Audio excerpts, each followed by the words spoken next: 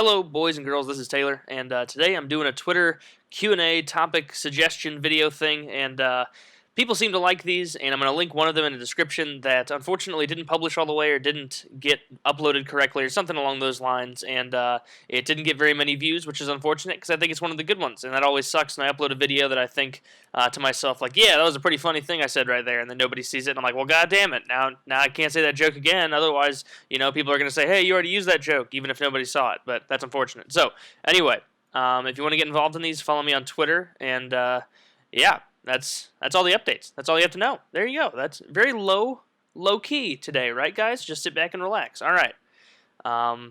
First, Mr. Royalist Crown. Talk about cursing and why we prevent kids from doing it as a way of expression and free speech. No words are intrinsically bad. It's not like fuck or shit or asshole or any of those words just possess some power over us where no matter who you are, when you hear one, you're just like, oh, curse words. Like, no, the reason that we call them curse words is because back in humanity's infancy, we used to think that words actually could curse you and that they had the power to lay powers over you and whatnot with demons and spirits and such. And so if you said fuck you or something like that, it'd be like laying a curse on someone. Of course, it wouldn't be that same vernacular, but you know what I'm saying. And so I guess the habit to get rid of curse words is just kind of just a remnant of our remembering it as a bad thing. It's just kind of a gut reaction thing. Like, parents aren't going to be able to give an answer to that question, like, Mommy, Daddy, why can't I say shit or cock? And they're not going to say, like, well, let me sit you down and explain to you in very fine detail and with very clear rationality as to why we don't let those syllables leave our lips in that order. And so you'll never get an answer like that. Usually the answer you'll get is like, oh, because I said so. And the reason they say so is because it's become common social norms to not say these words if you're a child, or to wait until you're at least old enough and mature enough to understand what they mean before you say them. So really, I don't really give a shit about bad language. Like, to me, it's not that big of a deal. Like, words only have the power that you give them. To me, if someone insults me, I don't really take offense based on the insult as much as I take offense based on how much respect I give that person. So if someone insults me using very just gross, terrible language, but I don't respect that person, I really don't give a shit because their words hold no weight. I don't respect them. I don't care. If someone even said something like I suck or like I'm a douchebag or I'm selfish and I respect that person a lot, that's going to hurt a lot more because I'm like, wow, there's probably a little bit more merit behind those words. I should turn and look introspectively and see if I'm at fault here. But anyway, that was a lot longer of an answer than I expected. Well done. B Hollywood 7 wants to know, does it annoy you when a celebrity dies, everyone is suddenly a diehard fan of them? For a couple of weeks, it annoys me. Yeah, that annoys me too. It's completely ridiculous. The biggest example of this is like Billy Mays and Michael Jackson. Now, Billy Mays, everybody made jokes at his expense. Everybody was like, oh, there's that annoying guy on TV. He's so irritating. He's so loud. He just yells. His voice is grating.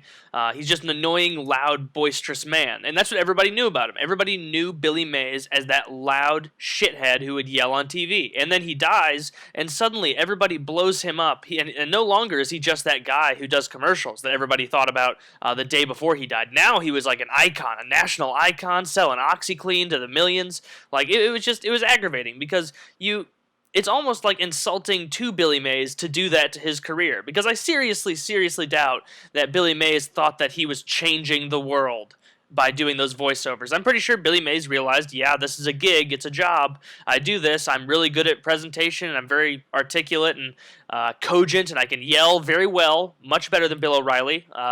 They should have hired him at Fox News, he's a very good yeller. But yeah, so that's how I feel about that. Like, at the end of the day, yeah, they died, but just because they died before their time, so to say, doesn't mean that they're suddenly just worth more. Like, oh, all those commercials he could have made, all those ads he could have produced if he had lived longer.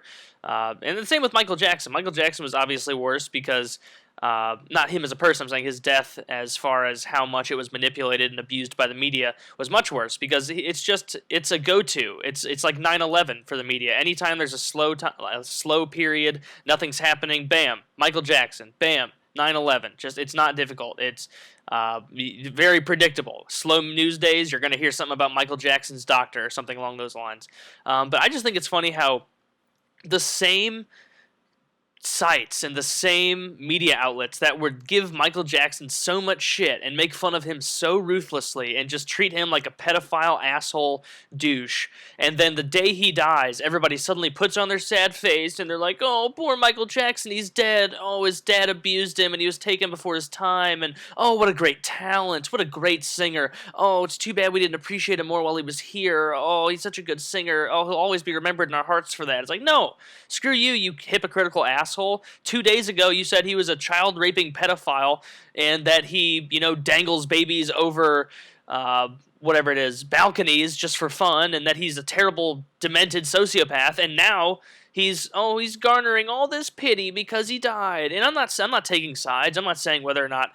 I didn't know Michael Jackson clearly. I don't know if he was a legitimately good or bad guy. I don't know the validity of those rape allegations or whatever the hell they were, child molestation. I'm just saying that. If you're gonna be such a staunch advocate for someone, at least do a little bit of soul searching first to make sure that it's not someone that you previously just absolutely abhorred beyond belief. It's ridiculous. You would think that even if the news outlets saw the potential to make money from Michael Jackson's death, that they would be like, well, hold on, guys, let's not do that because, we did rag on him a lot, and that would probably be a really big hypocrite dick move. But no, they don't give a shit. They don't care at all. They absolutely do not care. Michael Jackson is just a tool for them to make money and get ratings, and that's really all he is. And if his death can be manipulated in that way, even if it means they have to lie and pretend as though he was a much bigger deal than he really was, then, that's the way it goes. All right. Snakebite 97. What is this Nutella craze all about? Honestly, I want to say oh, Nutella, it's so great, it's so delicious, it's wonderful, it's the tastiest nectar of the gods, it's great. Straight from Jupiter's yeah, shouldn't finish that sentence. That wouldn't have sounded good. So, Nutella's good, but it's not as good as everybody makes it out to be. It's just like websites like Reddit, like cats and Nutella and shit like that. Everybody on that website goes batshit insane for stuff like that. But really, at the end of the day, I'm pretty sure we can all agree that dogs are better than cats, and that peanut butter is better than Nutella. That's really what it is. Nutella is you can't just make a Nutella sandwich. You can, but it's so sweet and just sugary. It's not a good tasting thing. It's like a treat. It's like almost like if you could take candy and mush it up and make it into a peanut buttery treat that you'd only want to put a little bit on there. Honestly, I like Nutella when you mix it with peanut butter or something like that. So, if you want to know what the craze is about, man, go buy a goddamn bottle or can or however they sell it in your area. If you had to grow up without one parent, who would you rather be raised by? Well, I don't want to answer this because even if I answer this from the perspective that, I don't know either of my parents now, it's just a random dad A or random mom B, I don't know. It's just,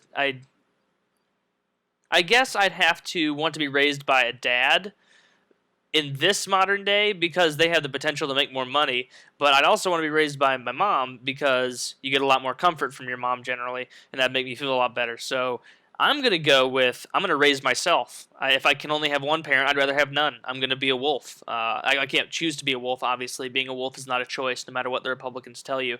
But I'm going to choose to raise myself. There you go. Just from day one. Fresh out of the womb, onto the streets. No big. All right. JMT Graffiti, your opinion on street art and also your favorite sport if you have one. I live in Columbia. It's a college town, and when I don't live in Columbia, I live in St. Louis, and not like the city of St. Louis, like the suburbs of St. Louis. So it's not really... I'm not really getting to see too much street art. And as far as sports, I'm not a huge fan of sports, to be honest. I know you know that if you've watched my previous videos.